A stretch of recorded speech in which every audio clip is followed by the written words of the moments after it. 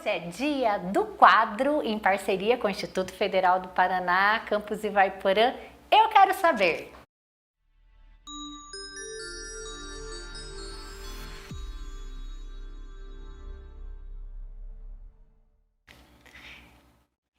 E o tema hoje são as abelhas. E comigo, a professora de zootecnia, Gisele Fernanda Mouro, e Mariana Cló Salvador, que é professora de biologia. Muito obrigada pela presença de vocês sobre esse tema que é tão curioso para falar das abelhas.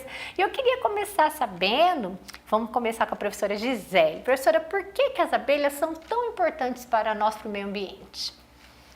Primeiro, eu gostaria de agradecer, Isabela, a oportunidade de estar aqui, dar uma boa tarde para todo mundo que está nos assistindo, e falar de um tema que a gente gosta tanto, Então, as abelhas, quando a gente fala em abelha, a primeira coisa que vem à mente são os seus produtos, Mel, própolis, Verdade. A própria pólen, Mas, assim, o maior benefício que as abelhas trazem, para a humanidade é a polinização. E o que seria a polinização? Seria a reprodução das plantas.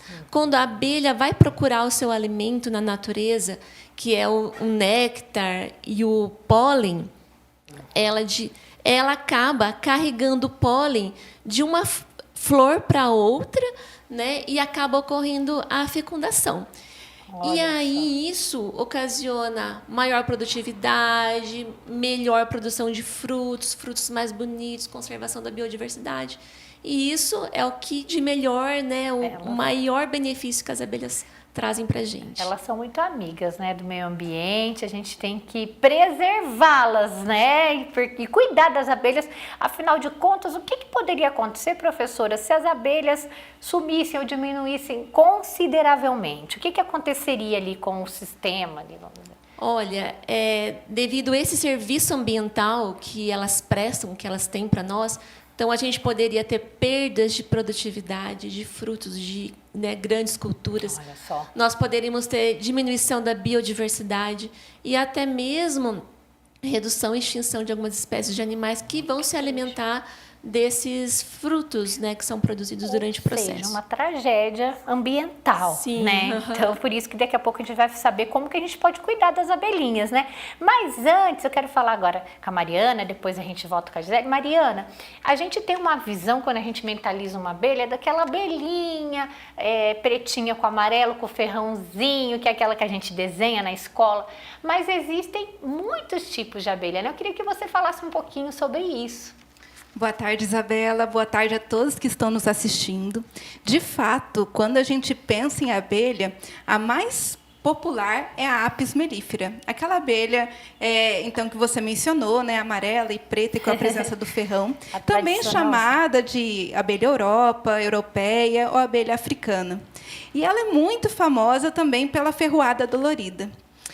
Mas, na verdade, essa abelha ela não é nativa do nosso país. Como o nome já diz, Olha só. Ela foi introduzida da Europa, da África e até mesmo de parte da Ásia.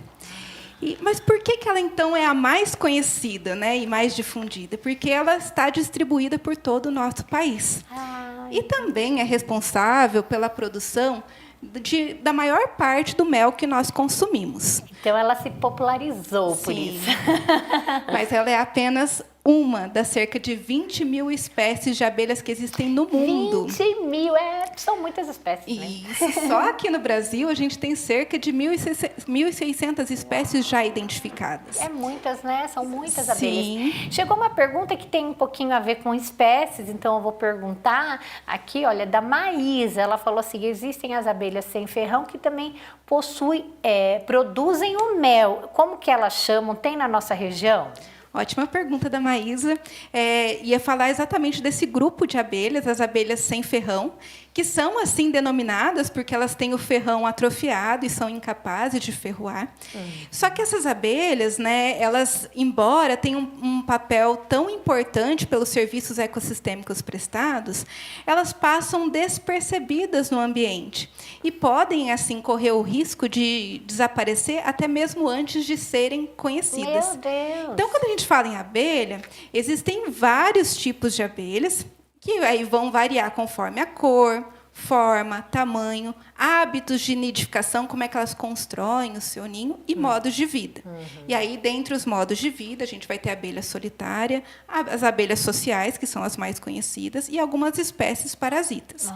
E aí, dentro das sociais, nós temos as abelhas sem ferrão, algumas espécies bem mais conhecidas, como a jataí, e que são aí bastante, hoje tem se falado bastante dessas abelhas. É verdade, bem difundidas, né? Bem difundida, porque também é relativa à produção do mel. Então, a criação... Gera renda, né, aos produtores, né?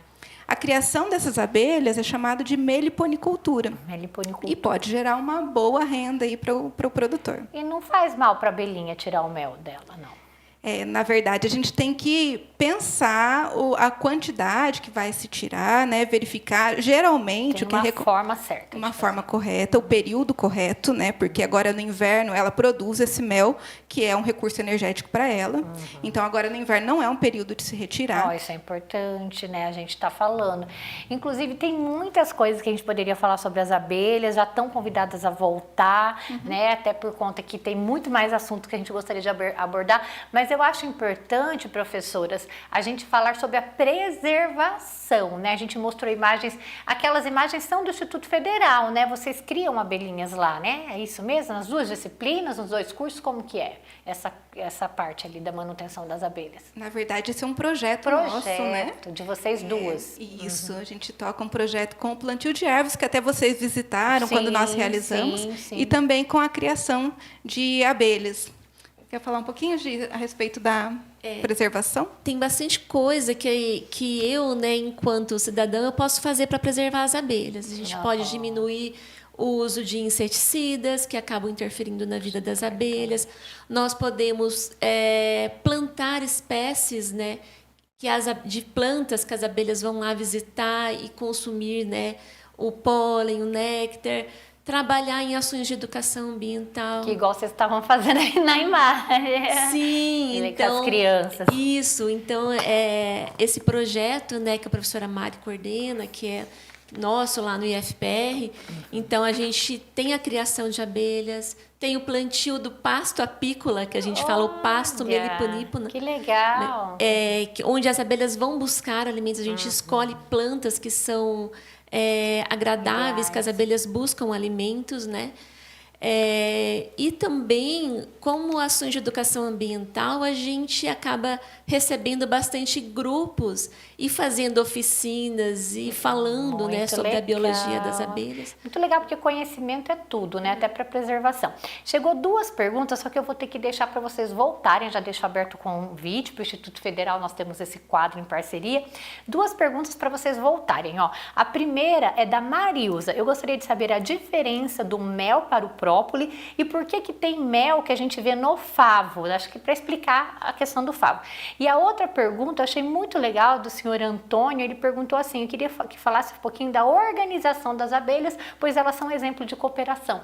Então fica essas duas perguntas do seu Antônio. Olha, seu Antônio, a gente vai responder daqui uns dias aí. As meninas estão convidadas a voltar. Infelizmente, nosso tempo está acabando, mas o nosso quadro continua e eu convido vocês a voltarem e agradeço de coração a presença de vocês hoje. Nós que agradecemos aí a abertura, né, para que a gente possa falar desse tema que é tão apaixonante, assim, né? A gente é encantada pelas abelhas. Lindo, lindo o trabalho de vocês. Obrigada pela oportunidade. Parabéns.